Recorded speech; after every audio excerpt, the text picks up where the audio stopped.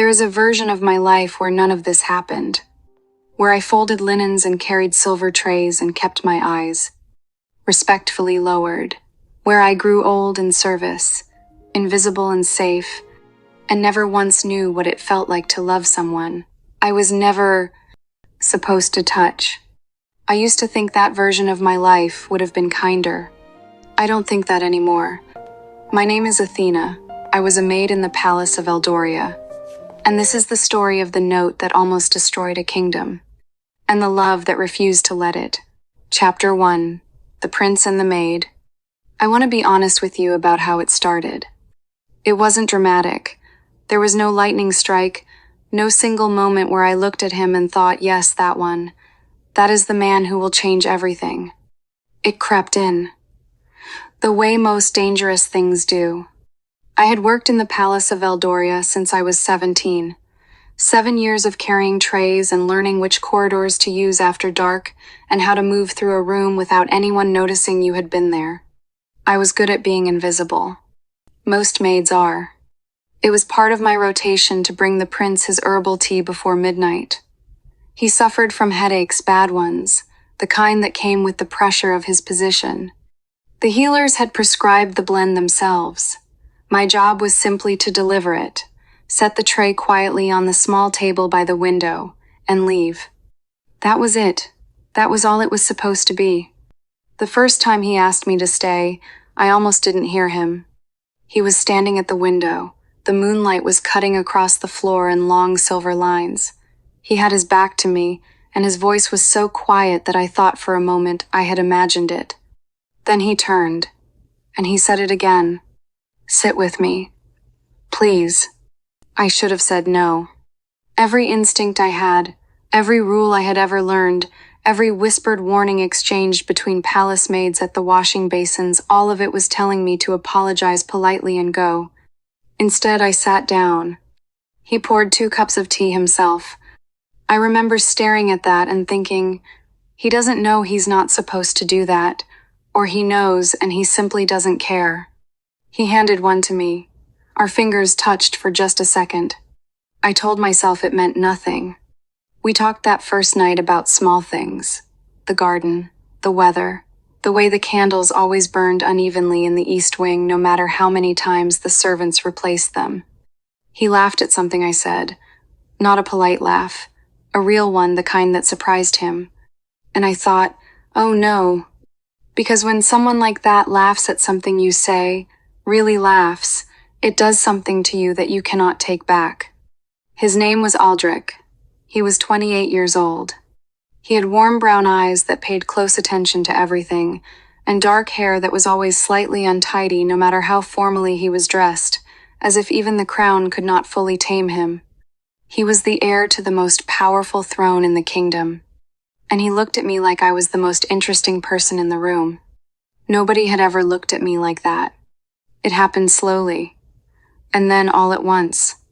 The midnight visits became something we both looked forward to, something we both quietly rearranged our evenings around without ever admitting it. We graduated from small talk to real talk. He told me about the weight of his position, the endless negotiations, the noble families parading their daughters through the court like livestock at a market. "None of them see me," he said one night, staring into his cup. "They see the crown, they see the alliance. They see what marrying me would give them." He looked up then. "You never look at me like that." I should have deflected. Should have said something safe and small. Instead, I told him the truth. "I see a man who is kind when he doesn't have to be, who listens when others only speak, who carries the weight of an entire kingdom and still finds time to ask a maid how her day was." The silence that followed was the kind that changes things.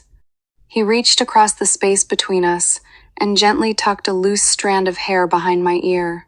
His fingers stayed against my cheek. Just for a moment, barely anything. But I felt it everywhere. "I shouldn't want this," he murmured. And then, slowly, giving me every chance to pull away, he kissed me. I had been kissed before, but not like that. Not as if I were something worth being careful with. not as if the person kissing me was afraid I might disappear.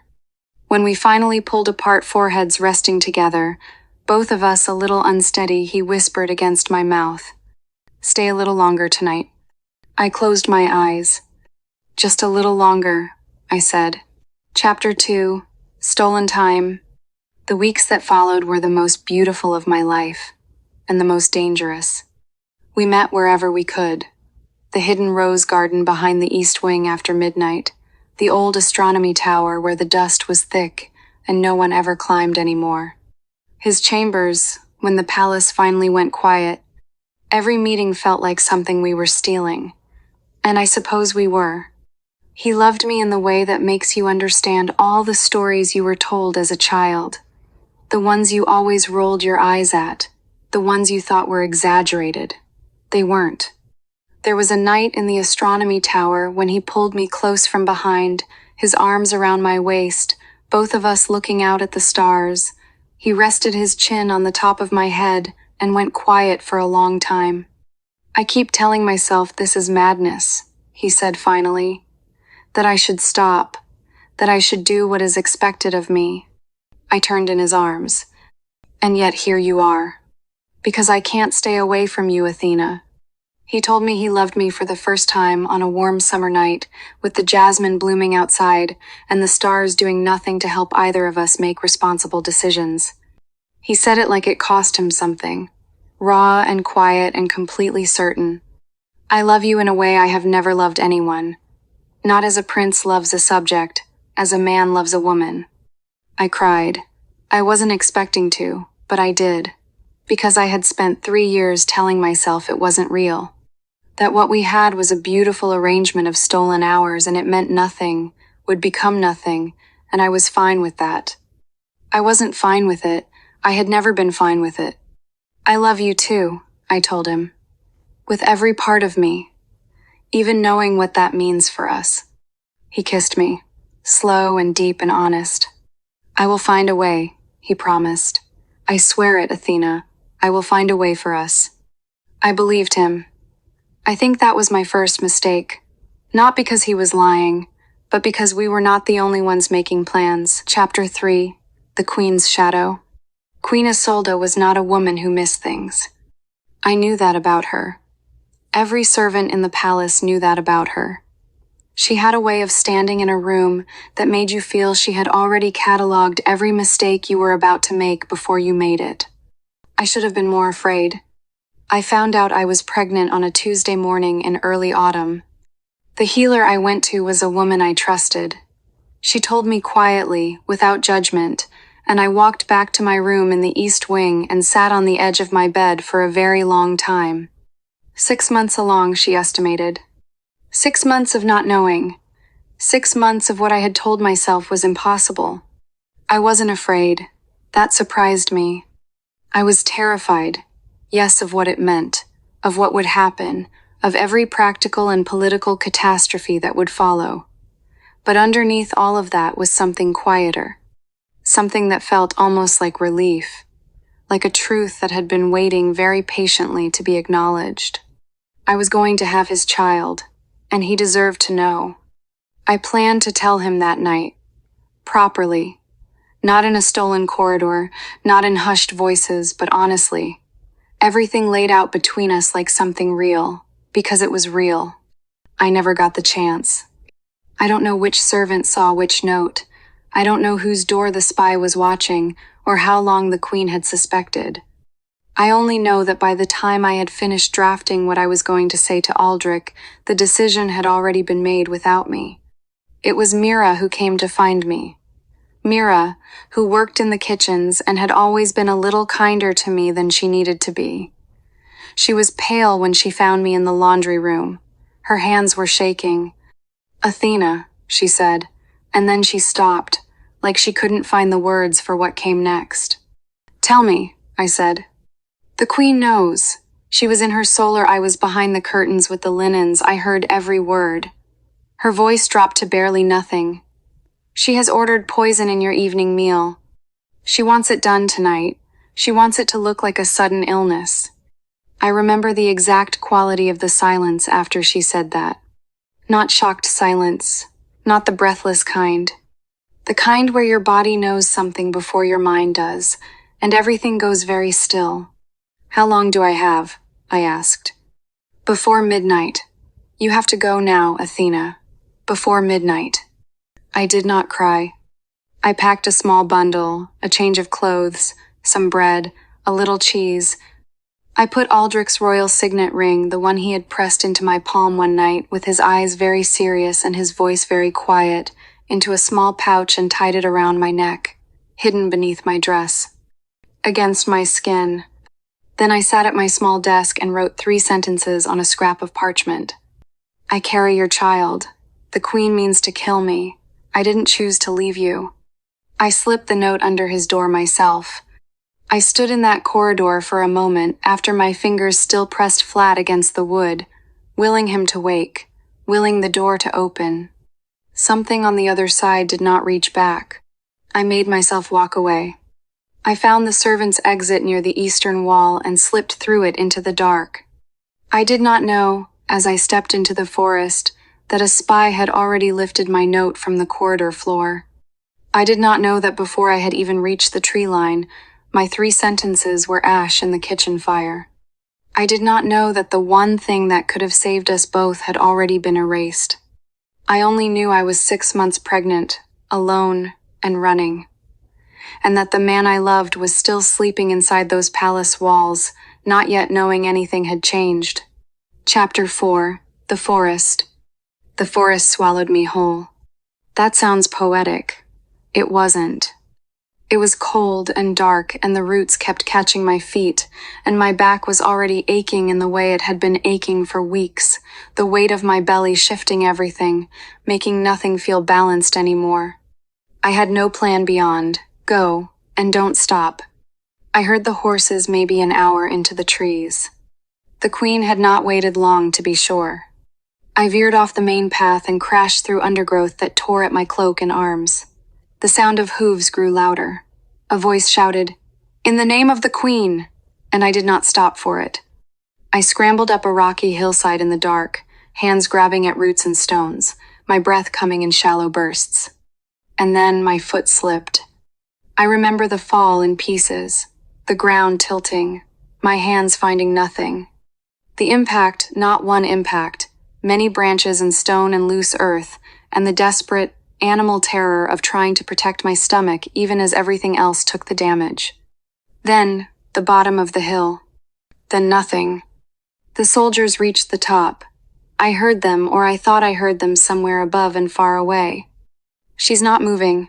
That fall must have killed her. Leave her. The sound of hooves retreating. Then silence. And me, somewhere in the leaves in the dark, my hand resting over my belly, thinking move, you have to feel something. Something moved. A small, insistent push from the inside, a little foot or fist pressing back against my palm as if to say, still here. I started crying then, quietly, into the dark. "I've got you," I whispered. "I've got you. I'm not done." Chapter 5. The Hunter. I don't remember being found. I remember cold. I remember the sound of water somewhere nearby. I remember a voice low and calm, not unkind, saying, "You're safe. Don't try to move." And then nothing again for a while. When I woke properly, it was daylight. Weak winter light through a small window, a fire burning low, a rough wool blanket that smelled like pine and wood smoke. A man was sitting across the room with his back to me, doing something with his hands sharpening a blade, I realized. He hadn't noticed I was awake yet. He was tall, broad-shouldered, dark hair, worn longer than court fashion would have allowed, the kind of stillness about him that belongs to people who spend a lot of time alone. I did the only sensible thing. I checked my belly first. The relief when I felt the baby move nearly made me cry again. The man heard the sound I made and turned. His face was serious, not unfriendly, but guarded in the way of someone who had learned to be careful with what they gave away. He had dark eyes and a quiet way of looking at you, like he was waiting to see what you'd do before he decided anything. "You fell down a steep hillside," he said. "I found you at the bottom. You've been unconscious for 4 days." 4 days. "The baby is fine," he added, before I could ask. "The healer in the village 4 miles east confirmed it. I carried you to her on the 2nd day, when the fever wouldn't break." I looked at this stranger who had carried me through the woods to a healer while I was unconscious. "Why?" I asked. He looked almost surprised by the question. "Because you needed help," he said, as if it were very simple. His name was Rowan. He had been a soldier once, he told me later, not much later, because he wasn't a man who rushed into things. He had served the king's army, left after refusing an order he considered unjust, walked into the forest and built a life there, small and quiet and entirely his own. He never asked where I came from. He never asked whose child I was carrying. He never asked what I was running from. But he noticed things. I could tell that much about him immediately. He was a man who noticed without asking, who cataloged details without making you feel cataloged. He noticed the way I reached in my sleep for something that wasn't there. He noticed the name I almost said and never quite finished. He noticed the ring I wore hidden against my skin and never touched. He said nothing about any of it. He simply made sure I had warm food and the fire didn't go out, and someone was there when I woke from the bad dreams. Chapter 6. 3 months after Rowan pulled me from the forest floor, the contractions began. It was a storm night, the kind that makes you feel like the world outside has been replaced entirely by sound rain hammering the roof, wind in the eaves, everything rattling. I tried to hide it at first. I don't know why. Some last stubborn instinct toward not being a problem for someone who had already done too much. Rowan noticed anyway. Of course he did. "It's time," he said, not a question. "I think so," I managed, between breaths. He moved without fuss, boiling water, laying out clean cloths, helping me to the bed with a steadiness that had nothing to do with not being afraid. I think he was afraid. I think he simply decided it wasn't useful. Labor is the loneliest thing I have ever done, even in a room with someone else, even with a hand to hold. Because there is a moment in it, a long stretch of hours, when your entire world becomes nothing but the next breath, and then the one after that, and you can't think beyond it. You can only get through it. Rowan held my hand. He didn't try to fill the silence with empty words. He just stayed, steady and present and completely unwavering, in the way that mattered more than anything I could have asked for. At some point, near the end, I called out a name that wasn't his. I know I did. I was too far past caring to stop myself. He didn't react. He just tightened his grip on my hand, very slightly, and said, "You're almost there. Keep going." And then my son was born. His first cry split the air of that small cabin like something the storm had not accounted for, loud and furious and completely certain of its own existence. Rowan wrapped him in the cloth he'd prepared and placed him in my arms.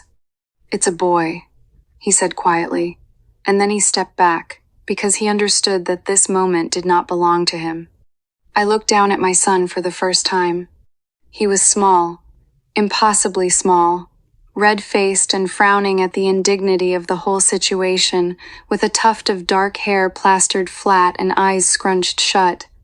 And then he opened his eyes. Brown. Warm brown. Familiar in a way that made my chest collapse inward and rebuilt itself all in the same second. "Hello," I whispered. "I've been waiting for you." I named him Kale. It means hidden strength. I had found the word years ago in a book in the palace library and kept it without knowing why. Now I knew why. Later that night, when the storm had quieted and the fire had settled, and Kale was sleeping against my chest with absolute confidence in his own safety, I took Aldrich's signet ring from the cord around my neck. I held it for a long time. Then I found a needle and thread, and I sewed it carefully into the lining of the tiny garment I had made weeks earlier. Hidden, secure. If something happened to me, if the Queen's men found me, if the forest took me, if I ran out of time in some way, I couldn't predict someone would need to know who this child was. Someone would need to be able to prove it. I tucked my son closer and told him, very quietly, every true thing about his father. That he was kind, that he laughed in a way that surprised him, that he carried a great weight and still found time to ask a maid how her day was. That somewhere, if he was still alive, he did not know he had a son. I'm sorry, I told Cale. Though he was asleep and couldn't hear me, I tried to get the message to him. I tried. Chapter 7. The Quiet Years. 4 years pass quickly when you have a child. Or rather, they don't pass at all, they accumulate. Day by day and hour by hour. Until you look up one morning and realize the baby who scrunched his face at the indignity of being born is now a 4-year-old boy who argues with you about whether boots are strictly necessary. We built a life, the 3 of us. Rowan and Cale and I. It was not the life I had imagined for myself. It was small and sometimes cold, and the nearest village was 4 miles through the trees.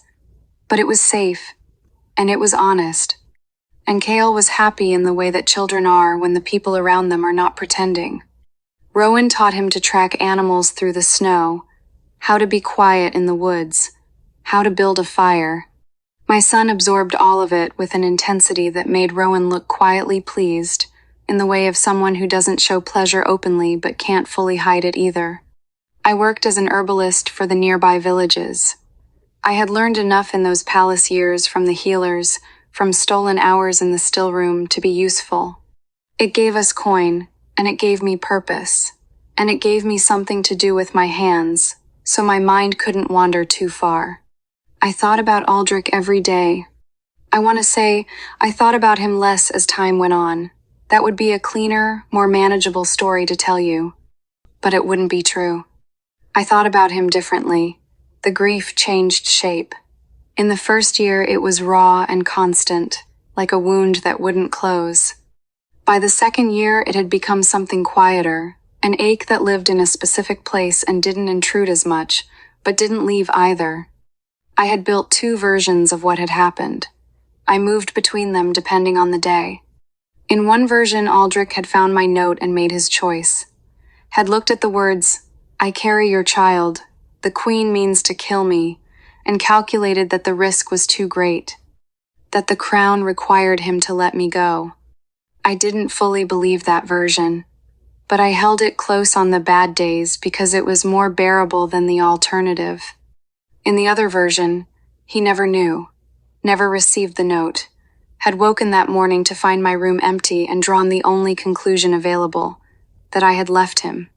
That version was harder, because it meant he had spent 4 years mourning something that wasn't true. I didn't know which version was real. I survived, by not letting myself look directly at the question. There was something between Rowan and me. I need to be honest about that too. Not romance, not in the way the word usually means, but something that doesn't have a simple name, a warmth, a steadiness, a trust so deep it had become structural. He was threaded into my life in a way that wasn't small. He never asked for more than I could give. I understood what that restraint cost him. I think he knew I understood. We never discussed it. Some things are preserved better in silence. Chapter 8. The Kingdom in Ruins. What Athena did not know. I learned what had happened to the palace later. All of it. Let me tell you now, so you understand what I was walking back into. Duke Vortigern was Aldrich's uncle, his father's brother. He had been planning his move for a decade. That is the part that is hardest to absorb, not the treachery itself, but the patience of it, the quiet, systematic way he had spent 10 years building toward a single moment. Identifying which nobles were discontented, which soldiers could be persuaded, which servants could be turned. He was not a man of impulse, he was a man of timing. And Athena's disappearance, my disappearance, gave him perfect timing. The note that burned in the kitchen fire did not just take Aldrich's knowledge of where I had gone, it took his reason to fight. That is the part I had to sit with, later. That is the part I had to forgive myself for, even though I hadn't known, even though none of it was my fault. Aldrich believed I had chosen to leave.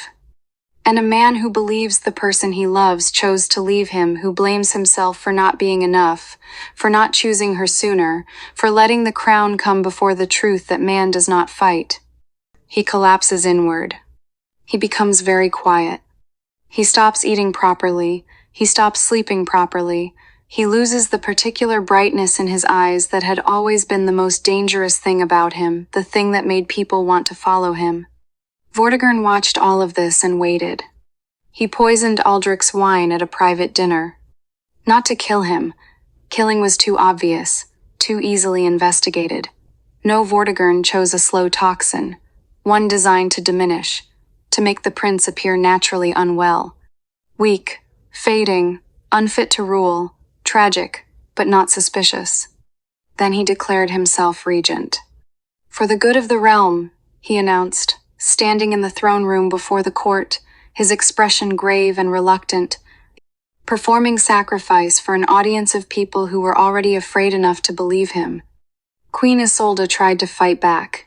She was not a woman who accepted defeat quietly. She stood before the court and named him traitor. She rallied what nobles she could. She was fierce and furious and completely correct about everything. Vortigern had her dragged from her chambers the following night and put in the dungeon. By morning, anyone who might have spoken up for her was already recalculating. The kingdom fell apart methodically after that. Taxes rose. Farmers were conscripted. Famine spread through the villages the way famine always does, quietly at first, just enough that you hope it will turn, and then suddenly and everywhere at once. Vortigern understood something about oppression that I think only patient men understand. A starving people cannot organize a rebellion. You don't need to destroy opposition, you only need to exhaust it. And Aldrich, meanwhile, lay in his gilded chambers. Still alive, Vortigern needed that, needed the appearance of a prince still existing somewhere but diminished. Poisoned by something slow enough to be deniable, given just enough medicine to survive but never recover fully, allowed no visitors except those Vortigern approved. He spent 4 years inside that room. 4 years believing I had left him. 4 years being kept alive for the convenience of someone else's story while his own slowly drained away. There is a difference between being abandoned and losing someone who was trying to reach you. He didn't know yet that there was a difference. He would. Chapter 9. The Ring in the Market. It was an ordinary autumn morning when everything changed. I wasn't even there when it started. I was in the herb garden, turning the last of the soil before the frost came. Rowan had taken Kale to the border market to trade the season's furs. My son, apparently, had other ideas about how to spend the morning. Kale had always been curious about the ring.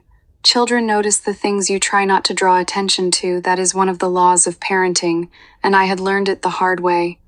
He had found it once, felt the shape of it through the lining, asked questions.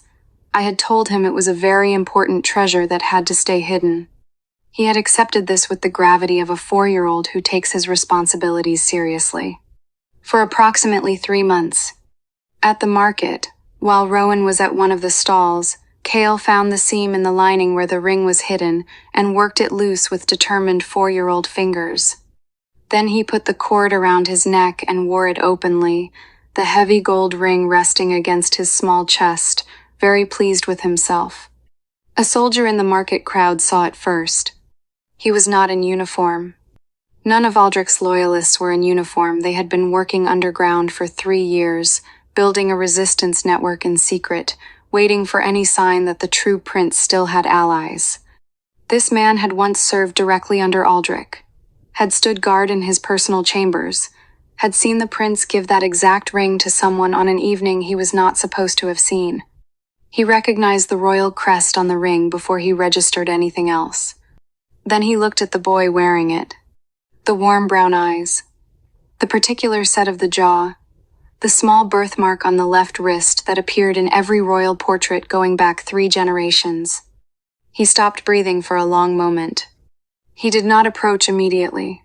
He signaled two other soldiers, quietly, and followed at a careful distance until Rowan collected Kyle and turned back toward the forest path. Then he stepped forward. "I have one question," he said to Rowan. "Where did that ring come from?" Rowan looked at the man for a long moment. He had always known more than he said. I believe he had suspected the truth from very early on, had recognized the crest on the ring during one of those long forest evenings when I thought I was being careful. Had never pressed because pressing was not his way. He looked at the soldier, at the other soldiers, at whatever he saw in their faces. Then he made the decision that changed everything. "Take us to your camp," he said. Chapter 10. Garrick's Truth. What was happening in the palace at the same moment? While my son was wearing his father's ring in a border market, an old man was risking his life inside the palace. His name was Garrick. He had served Aldrich since the prince was a boy. He had watched, for 4 years, as Vortigern's guards rotated through the corridors. He had waited, with the patience of someone who understood that the right moment and the nearest moment are rarely the same thing. That morning, a rotation brought a guard who was new, who didn't yet know which windows to check, which floorboards to avoid. Garrick slipped through the gap and into Aldrich's chambers. He told me later what he found there. Aldrich had been sitting by the window, not looking at anything, just sitting in the particular stillness of someone who has been still for so long that motion has begun to feel like something that happens to other people. Garrick stood in front of him and said, "I need you to hear something, and I need you to hear all of it before you say anything." He told Aldrich everything. That I was pregnant when I fled. That the queen had ordered my death with poison, not Aldrich's recklessness, not my choice, but a deliberate order given to a spy before the palace woke. That I had written him a note, 3 sentences, slipped under his door. That the note had been collected from the corridor before he ever saw it. That it had been burned. Garrick said the prince went completely still when he heard this. The way very still water looks calm until you realize it is also very deep. Then something changed in his face. There is a difference, and this is the thing I keep coming back to. The thing that matters more than any of the rest of it. There is a difference between grieving someone who left you and grieving someone who was taken from you. The first kind of grief is passive. It sits with you. It asks you to accept a version of yourself as someone who was not enough. The second kind is something else entirely. It is fury. It is the particular kind of clarity that arrives when the story you have been living inside suddenly reveals itself to be a lie, and every ounce of the grief you were using to blame yourself transforms instantly, completely into something that needs an outlet. That is what happened to Aldrich when Garrick finished speaking. 4 years of hollow grief became 4 years of debt unpaid. "Find her," Aldrich said. He had to clear his throat to get the words out, but his eyes were fully awake for the first time in years. "Find her, Garrick, whatever it takes." Chapter 11. The Reunion. They came for me 3 days later. Soldiers, not Vortigerns. I could tell immediately from the way they held themselves. The loyalists had a different posture, like people who were choosing to be there rather than ordered. The captain was a serious young man who was very carefully not looking directly at me while he explained, in a voice that was trying hard to be steady, that my son's ring had been recognized. That they knew who Kale was. That they needed us to come with them. I held Kale's hand very tightly and looked at Rowan. He met my eyes and gave me one small nod. We went. They brought us to a mountain camp, temporary structures, hidden in the trees, with a discipline about it that told you these people had been organizing for a long time. The captain led me to the largest tent. He paused outside it. "There is someone inside," he said carefully, "who very much wants to see you." Something in my chest did a complicated thing. "Does he know about Kale?" I asked. "He knows you are alive. He does not yet know about your son." I went in alone. The tent was dim. A small lamp on a table, a simple chair, and in the chair him. He was thinner than I remembered, older, The poison had taken something from him that I could see even across the length of the tent, a physical diminishment, a pallor that didn't belong on someone his age.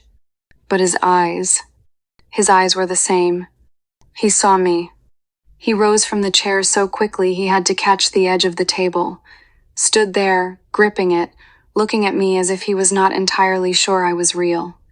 Athena, my name in his mouth, after 4 years. Like something he had been holding very carefully. Like something he had been afraid to say too loud in case it disappeared. I couldn't speak. Not because I didn't have things to say, I had 4 years of things to say. But the sight of him, standing there with 4 years of surviving written in every line of his face, made everything that had felt urgent suddenly feel secondary. He crossed the tent. I don't know which of us moved first. I don't think it matters. What I know is that when we reached each other, neither of us said anything for a very long time. He held me the way you hold something you thought you had lost. Not gently, not carefully. The way you hold it when careful no longer feels like a sufficient response to the miracle of having it back. I thought you left me, he said into my hair. His voice was thick. I know, I told his chest. I know you did. I thought. He stopped, started again. I built a whole story about why. I blamed myself. I thought I wasn't. You were enough, I said. You were always enough. They took the note, Aldrich. They burned it before you ever saw it. He pulled back just enough to look at me. His hands were on my face. Both of them, the way he used to hold me in those stolen midnight hours like I was something worth being careful with. I know, he said. Garrick told me. I know everything. Something in my chest finally unclenched. Some knot that had been tight for 4 years released all at once. I should have chosen you sooner, he said. I should have made it official before any of this. I should have. Stop, I said. We're here. We're both here. Then the tent flap opened, and my son walked in, escorted by one of the soldiers. Wearing his father's signet ring on the cord around his neck, and looking around the tent with the particular expression of a 4-year-old who is taking a new situation very seriously. Aldrich saw him. He went completely still. Cale looked at the man holding his mother's face, then at me, then back at the man, with the direct assessment of a child who has not yet learned to hide what he is thinking. Who is that? Cale asked me. I crouched down beside my son and looked him in the eyes. That, I said carefully, is your father. Aldrich did not wait for an introduction. He was already on his knees on the floor of the tent before I finished the sentence, not graceful, not controlled. Just down, at his son's level, looking at the warm brown eyes, the familiar jaw, the birthmark, the signet ring swinging gently on its cord. My son, he said, barely audible. My boy. Cale looked at him for a long, serious moment. Then he walked forward and put his small hand on his father's face, the way children do when they are trying to determine if something is real. Something in Aldrich completely broke open. He gathered Cale into his arms and held him, his face pressed into that small dark head, and made no attempt at all to hide the fact that he was crying.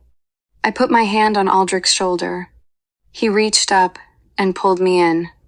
The 3 of us, on the floor of a tent in the mountains, 4 years' worth of distance collapsed into nothing. It was not neat. It was not composed. It was the most honest thing I have ever been part of. I found Rowan outside afterward. He was leaning against a tree at the edge of the camp, looking at the mountains, not avoiding the tent, just giving us space, the way he always had. I stood beside him for a moment without speaking. Then I took his hands in both of mine. He looked down at them, then at me. You saved us, I said. Both of us. That is not a small thing, Rowan. It will never be a small thing. He was quiet for a moment. He's a good boy, he said finally. Strong, curious, stubborn as anything. A small pause. He has your heart. I think he has his father's spine. He has your patience, I said, and your steadiness. He will carry that his whole life, whether he knows where it came from or not. Rowan nodded once.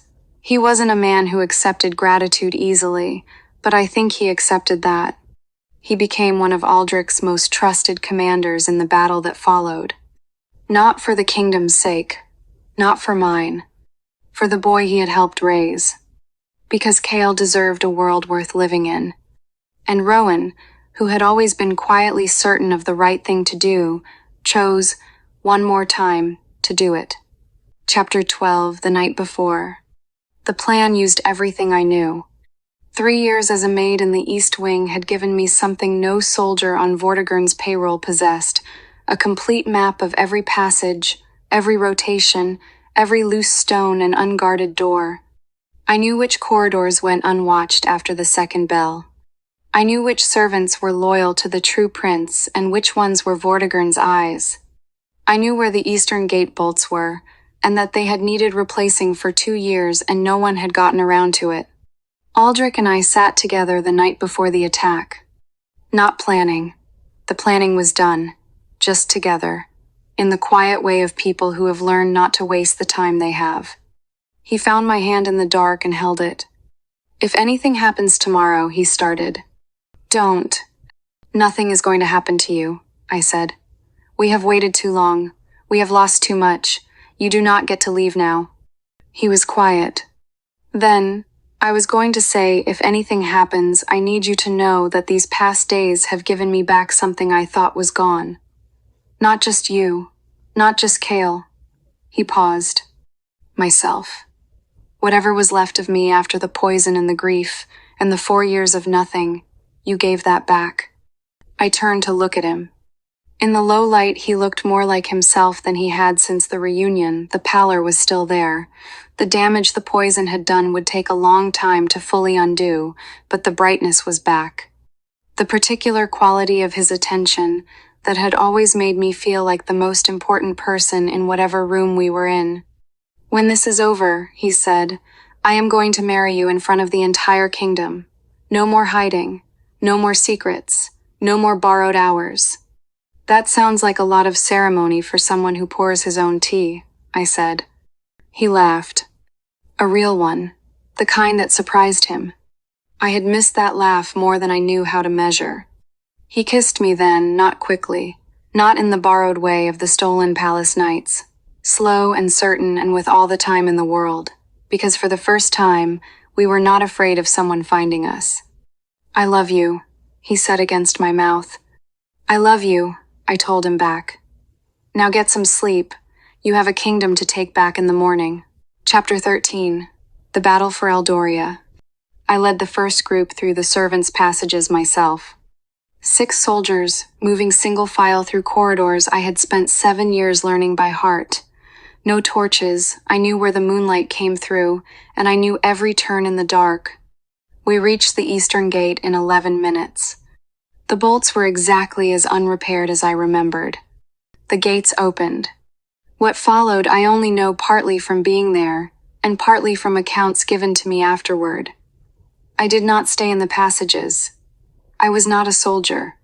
I went back to where Cale was kept safe, and I waited with him, which was the hardest thing I have ever done, harder than the forest, harder than the fall, harder than 4 years of not knowing.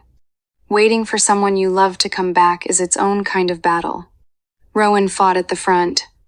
Aldrich rode against the advice of 3 different people who were very concerned about his health at the head of his own forces. He was not at full strength. He was never going to be at full strength that morning. But there is a kind of presence that has nothing to do with physical power, a quality of standing somewhere and making everything around you organize itself accordingly. He had that. He had always had that. When Vortigern's soldiers saw the true prince alive and on horseback, and fully awake for the first time in 4 years, something shifted in the battle before a single additional sword was swung. Vortigern's forces crumbled in pieces. Some held, some fled. Many laid down their arms, soldiers who had been fighting for a paymaster they neither respected nor believed in, who saw the legitimate king and quietly made a different calculation. By midday, it was over. Vortigern was found attempting to leave through the same eastern gate I had used to let the loyalists in. He was taken in chains. He did not go quietly. He went entirely unheard. Aldrich walked into the throne room under his own power. I was there by then. The fighting was done, and someone had brought Kale and me inside. We stood at the edge of the great hall with the sunlight coming through the tall windows and the court assembled and everything very still. His loyal general placed the crown back on his head. The hall erupted. And then Aldrich turned, stepped down from the dais, and walked across the hall toward us. He stopped in front of me, looked at me, then at the boy beside me, who was wearing the signet ring on its cord and watching his father with enormous, serious eyes. "We did it," he said to me. "You did it," I said. He shook his head. "We, all three of us." He looked at Kale. "You too. Your ring started this." Kale considered this solemnly. "It was Mama's," he said. "She kept it safe." Aldrich looked at me over our son's head, with an expression I don't have adequate words for. "She did," he agreed quietly. "She kept everything safe." Chapter 14. The Queen in the Dungeon. There was one piece of unfinished business. Aldrich asked me to come with him to see her. I didn't want to go. I want to be honest about that. I did not want to stand in front of the woman who had ordered my death and my unborn child's death and find anything in myself that resembled grace. I went anyway. She was not what I expected. I had carried my memory of Queen Isolde as she was cold and elegant, and absolutely certain in the way of someone who had never once doubted the righteousness of her own judgment. The woman in the dungeon was smaller. Not physically. But something had gone out of her. The particular quality of her certainty was gone, and without it, she looked like someone who had been left alone with herself for a very long time and had not enjoyed the company. She was sitting on a thin mattress when we came in. She looked up at Aldrich first, the way mothers always look at their children first. Then she looked at me. Whatever she saw in my face made her look back down. "I know what I did," she said quietly, before either of us spoke. "I have had 4 years to sit with it." Aldrich said nothing. "I believed I was protecting him," she said. "I told myself that was enough justification. That the kingdom required certain sacrifices, and that if those sacrifices were made quietly enough, they didn't have to be called what they were." "You ordered the murder of a pregnant woman," Aldrich said. His voice was very level. "What do you call that?" She closed her eyes. "A crime," she said. "I call it what it was." I looked at her for a long time. I thought about everything I had the right to feel, and I had the right to feel all of it. 4 years in the forest, the fall down the hillside, giving birth in a storm, raising my son alone, every night of not knowing. She had caused all of that, and she was sitting in a dungeon knowing it. I don't think she was performing remorse. There is a particular quality to guilt that has nowhere left to hide, and she had it. It did not make what she had done smaller, but it made standing there slightly less impossible. "You will remain here for now," Aldrich said. "When I decide what comes next, you will be told." He turned to go. I stopped. "I want you to know," I said to her, and she looked up, surprised that I was speaking directly to her at all, "that your grandson's name is Kale. He is 4 years old. He has his father's eyes, and he is the reason I survived, and the reason your son found his way back." I held her gaze for a moment. "I don't know yet if I can forgive you. I'm not sure that is something I owe you, but I thought you should know he exists. What you choose to do with that information, that's yours to carry." She was crying when we left. I don't know if that was the beginning of something or the end. I decided that was not my burden to figure out. Not today. Chapter 15. The Wedding. He kept his promise. 3 months after we took back the palace, in the great hall with the stained glass throwing gold across the marble floor, he kept his promise. I want to tell you what I wore, not because it matters, but because I had spent 4 years in the forest thinking I would never be allowed to care about something that small and lovely again. It was ivory silk. Simple, no embellishments except the cut of it, which was the kind of elegant that comes from trusting the fabric to do the work. My hair was loose, with white flowers through it jasmine, because Aldrich had asked specifically for jasmine. I felt, for the first time in a very long time, like a woman rather than a person, in survival mode. Cale walked beside me down the aisle. His idea. He had been very firm about it when the ceremony was being planned. "It's my job," he said, with the absolute authority of a 5-year-old. "Someone has to walk with Mama." Nobody argued with him. He was wearing his best tunic. He had the signet ring on its cord. We had tried, gently, to explain that the cord was perhaps not ideal with formal attire. He had been very clear about the ring coming too. It went where he went. That was the rule. Aldrich was waiting at the end of the hall. He saw me come through the doors, and for just a moment the composure he had been maintaining all morning fractured slightly. He pressed his lips together, looked at the ceiling briefly, looked back at me. I understood. I was doing the same thing. The vows were short. We had both agreed on that: no long political declarations, no alliances named, no strategic language dressed up as love. Just the truth, said out loud. "I take you," he said, holding my hands and looking at me in the way I had spent 4 years trying to accurately remember, as my wife and my queen. "I promise to stand beside you, not in front of you, not above you. Beside you. I promise that no crown, no crisis, no distance will ever take precedence over the truth between us again." My throat was full. "I take you," I managed, "as my husband and my king. I promise to love you in public the same way I loved you in secret, completely, without apology. And I promise that when the next thing tries to separate us—" "It won't," he said quietly. "No," I agreed, "it won't." When the priest pronounced us married, Aldrich kissed me properly, unhurriedly, in front of everyone, with no interest whatsoever in performing restraint. The hall erupted. Cale, standing beside us, made a face of moderate disgust and looked at the assembled court for confirmation that he was handling this correctly. He was 5. He handled it beautifully. Let me tell you how it ends. Not the political parts, those matter, and they were hard won, and the kingdom did not heal overnight. Nothing real ever does, but the taxes came down, the farms were replanted.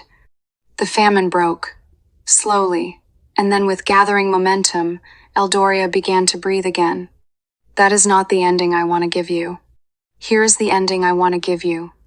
It is a morning in early spring, about a year after the wedding. I am in the palace garden, Aldrich's mother's garden, the one that went to ruin under Vortigern, and has been coming back slowly, season by season, the way gardens do. My belly is round again. Our third. A daughter, the healer, thinks though healers are not always right about such things. Cale is 6 now. He is currently explaining to Rowan, who is visiting for the month, exactly why the strategy he is developing for some imaginary battle is superior to the one Rowan proposed. Rowan is listening with complete seriousness, which is the greatest gift you can give a 6-year-old with opinions. Aldrich comes out through the garden doors. He is fully recovered now, or close enough that the distance feels irrelevant. The poison took 2 years to fully clear from his system. Some days were better than others, and there were mornings in that first year when I watched him and was frightened by what patience required of me. But he is here. This morning he is fully here, color in his face, ease in the way he moves, his eyes bright in the way that was always the most dangerous thing about him. He finds me on the garden bench and sits beside me. Does not say anything for a moment. Just looks at what is in front of us, Cale gesturing with great authority at Rowan, who is gamely pretending to be convinced, the jasmine coming in on the morning air. The walls of the palace that were once a trap and are now simply home. "I keep thinking," he says eventually, "about the note." I look at him. "Not with grief," he adds quickly. "Just thinking about it. 3 sentences. And someone burned it in under a minute." And because of that, he gestures at all of it. Everything around us, all of this nearly didn't exist. "But it does," I say. "It does," he takes my hand, "because you sewed a ring into a child's clothing, Because an old man chose the right morning to slip past the wrong guard. Because a 4-year-old decided his treasure should be visible. He pauses. Because you didn't stop loving me. I look at this man, my husband, my king, the person who has, on more than one occasion, poured his own tea in a palace full of people employed to do it for him. Neither did you, I say. He raises my hand and presses his mouth to my knuckles. Quiet, certain. Neither did I, he agrees. Across the garden, Kale has apparently won his imaginary battle. He throws both arms in the air. Rowan applauds, once, with great solemnity. My husband laughs. A real one, the kind that still surprises him a little, even now. I once told you I am not a heroine, that I did not pick up a sword or lead an army or make great speeches. I stand by that. What I did was love someone in the dark and refuse to let that love be erased when the people with power decided it was inconvenient. I kept a ring. I kept a secret. I kept going. And it turned out in the end, that was enough. This is the part where I would usually say the story is over. But I don't think love stories are ever really over. I think they just become quieter. They move indoors. They become the fabric of your ordinary days, the hand found in the dark, the cup of tea left somewhere you will find it, the name called from another room. They become everything you stopped noticing because it became everything you have. That is what happened to ours. And I would not trade it, not the hardship, not the forest, not the 4 years of not knowing for the clean, safe version of my life, where I kept my eyes down and my heart closed and carried the silver tea tray to someone else's prince. I would do all of it again. Every single morning of it. End. And that's the end of The Maid and the Crown. If this story found you at the right moment, if it gave you something you needed today, I'm really glad it did. Let me know in the comments which moment hit you the hardest.